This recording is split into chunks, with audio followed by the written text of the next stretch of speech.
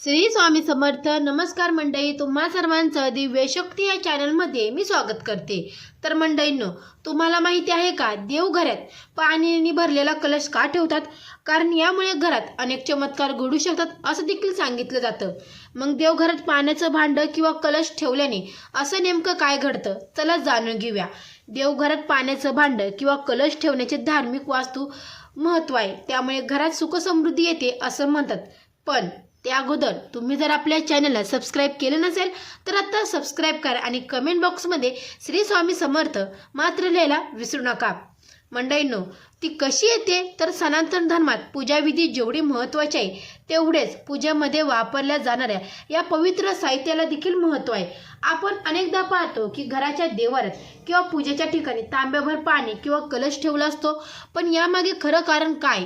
वास्तुशास्त्र आणि धार्मिक मान्यतेनुसार देवघरात पाण्याचा कलश ठेवण्यामागे अत्यंत महत्त्वाचे कारणं आणि अद्भुत फायदे दडलेले आहेत असं सांगितलं जातं. कारण हिंदू संस्कृतीत प्रत्येक लहान सहान गोष्टीमागे वैज्ञानिक आणि आध्यात्मिक आधार दिलेला पूजेच्या वेळी आपण देवाजवळ दिव्यासोबतच पाण्याचं भांडं किंवा कलश आवर्जून ठेवतो. अनेक घरामध्ये कुलदेवताचा कलश ठेवण्याची परंपरा सुद्धा आहे. तांब किंवा पितळाच्या पात्रात आणि पाणी भरून देवाऱ्यात ठेवल्याने घरातील नकारात्मक ऊर्जा दूर होतेच, पण कुटुंबात सुखसमृद्धीचा वास राहतो असेही म्हणतात. आता याचे चमत्कारी फायदे काय? तर पाण्यात लहरी शोषून घेण्याची शक्ती असते.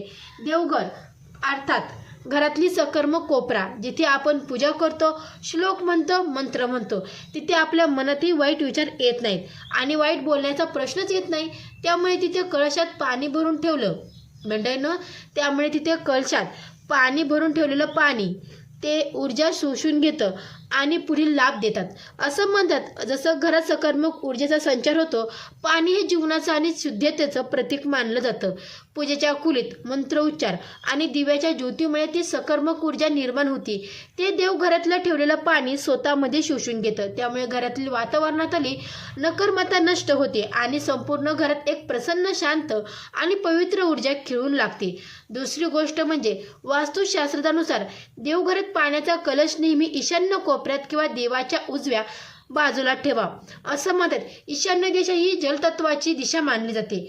त्यामुळे ठिकाणी नियमितपणे स्वच्छ पाणी भरून ठेवल्याने वास्तुदोष हा दूर होतो आणि घरातील पैशाची चणचण संपून आर्थिक प्रगतीचे मार्ग मोकळे होतात असे बऱ्याच जणांचे अनुभव आहेत. तिसरी गोष्ट म्हणजे असं सांगितलं जातं की पूजेच्या खोलीत ठेवलेले पाण्याचे भांडे किंवा हे कलश वरुण देवाचे म्हणजे जलदेवाचे यांचं प्रतीक आहे. जेव्हा आपण देवाजवळ पाणी ठेवतो तेव्हा ते एक प्रकारचं देवाचं आचमन म्हणजे देवाला पिण्यासाठी मानलं जातं.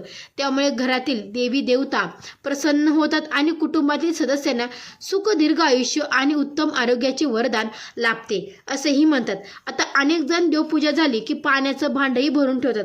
आता देवघरात पाणी ठेवताना काही गोष्टीची काळजी घ्यावी असं म्हणतात. हे पाणी दररोज बदलत राहावं. देवघरात ठेवलेलं पाणी रोज सकाळ व संध्याकाळ पूजेच्या वेळी बदलणं आवश्यक आहे. शिळं पाणी देवघरात ठेवू नये असं म्हणतात. त्याचबरोबर आदल्या दिवशी पाणी फेकून न देता ते घरातील तुळशीच्या रोपाला किंवा इतर झाडांना घालावं. पूजेच्या खोलीतल्या मंत्रामुळे हे पाणी अत्यंत पवित्र आणि ऊर्जेने भरलेलं असतं. त्यामुळे ते झाडांना घालणं शुभ मानलं जातं. त्याचबरोबर देवघरात आपण पाण्याचा कलश किंवा छोटं भांडं भरून ठेवत असाल तर पिण्यासाठी शक्यतो तांब किंवा पितळ या धातूचा कलशाचा किंवा भांड्याचा वापर करा असं म्हणतात. स्टील किंवा प्लास्टिकचे भांडे देवघरात ठेवणं टाळावं. आता देवघरात केवळ तांब्यावरून पाणी ठेवण्याचा हा छोटासा नियम आहे जो आपल्या आयुष्यात मोठा सकारात्मक बदल घडून आणू शकतो. त्यामुळे रोज पूजेच्या वेळी देवासमोर श्रद्धेने आणि स्वच्छ मनाने पिण्याचं भांडं ठेवायला विसरू नका. तुम्ही सुद्धा दररोज देवपूजा करत असताना किंवा करताना देवासाठी पाणी ठेवतात का? कमेंट करून नक्की सांगा. आणि आता देवघरात कुलदेवताचा कलश हा विधीपूर्वक स्थापित करून त्याची नियमितपणे पूजा करा. ही अनेकांची श्रद्धा आणि परंपरेवर आधारित असतं. आता या कुलदेवतेच्या कलशाची पूजा करण्याचे फायदे काय? तर घरावर कुलदेवतेची रक्षण आणि आशीर्वाद राहतात अशी श्रद्धा आहे. कलश हे मंगल, समृद्ध आणि चैतन्याचं प्रतीक मानलं जातं. घरातील वाद कमी होऊन आपुलकी आणि वाढण्यास मदत होते अशी धारणा आहे. शिवाय नवीन काम, व्यवसाय किंवा शुभ कार्य सुरू करण्यासाठी कलश पूजन शुभ मानलं जातं.